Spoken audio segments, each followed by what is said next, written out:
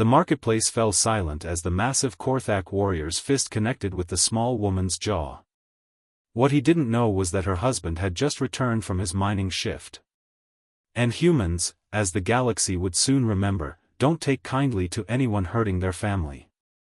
The bustling trade station of Nexus 7 hummed with the usual chaos of 1,000 different species conducting business. Among the crowd, Sarah Chen moved carefully through the alien vendors, her translator device chirping softly as she negotiated for rare minerals. Her husband Marcus had been working the asteroid mines for 3 months, and she'd grown comfortable navigating the diverse community of traders, merchants, and travelers. The other species had accepted her presence, though some still whispered about the strange, pink skins, who had recently joined the galactic community. Humans are such curious creatures, she'd often heard them say, usually with a mixture of amusement and puzzlement. Most aliens found humans oddly fragile yet surprisingly adaptable, a contradiction that fascinated the scientific communities across the galaxy. The trouble started when Sarah accidentally bumped into a towering Korthak merchant while examining a display of crystalline formations. The 8-foot-tall reptilian being's scales flared bright red with anger, a clear warning sign she'd learned to recognize. "Watch where you walk, meat thing," he snarled, his forked tongue flicking menacingly. Sarah immediately apologized, bowing slightly in the traditional Korthak gesture of respect. "I meant no offense, honored merchant. Please forgive my clumsiness." But the alien's rage only intensified. "You dare mock our customs with your pathetic imitation?" he roared, drawing stares from nearby creatures. The crowd began to gather, sensing conflict. Sarah tried to back away, but the Korthak blocked her path. "You softworlders think you can waltz into our territories and disrespect us?" His massive claws extended threateningly. "Perhaps it's time someone taught your weak species about consequences." The other aliens watched nervously, some recognizing the dangerous situation but unwilling to intervene against a Korthak warrior. "Please, I don't want any trouble," Sarah said, her voice steady despite her fear. "I apologize for any misunderstanding." But diplomacy had failed, and the warrior's pride demanded satisfaction. Without warning, the Korthak's massive fist slammed into Sarah's face, sending her crashing into a nearby vendor stall.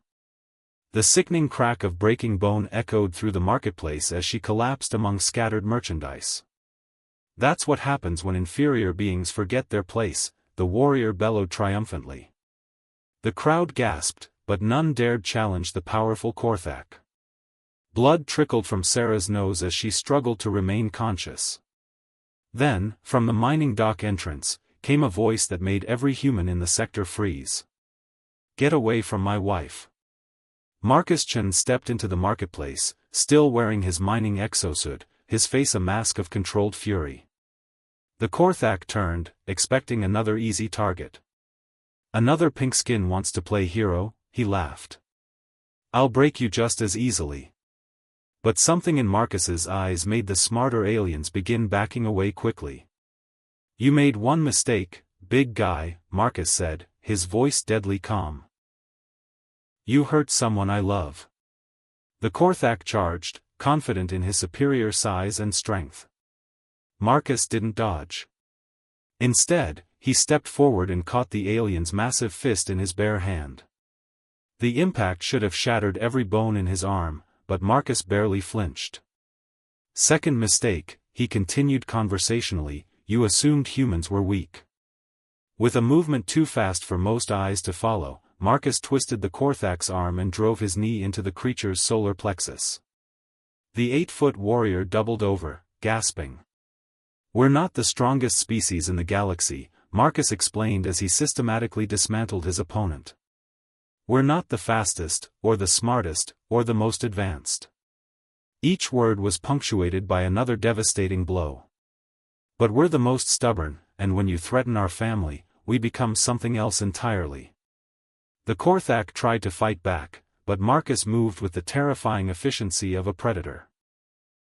"We call it going berserk," he said, his voice never rising above a conversational tone. "It's what happens when you push a human too far." Within minutes, the mighty Korthak warrior lay broken and whimpering at Marcus's feet. The human knelt beside his wife, gently cradling her head. "It's okay, love. I'm here now." Sarah managed a weak smile. "Took you long enough, hero." Marcus helped her to her feet, then addressed the stunned crowd. "Let me make something clear to everyone here," he announced, his voice carrying across the silent marketplace. "Humans don't start fights, but we sure as hell finish them. Touch our families, and you'll discover why our ancestors conquered their entire planet." The message spread through the station within hours, and then throughout the galaxy. The footage of a single human dismantling a Korthak warrior became legendary. "Never underestimate the human capacity for violence when love is involved," became a common saying among alien species. From that day forward, humans were treated with a new kind of respect throughout the galaxy, not as curious oddities, but as beings whose protective instincts made them among the most dangerous creatures in the universe when provoked.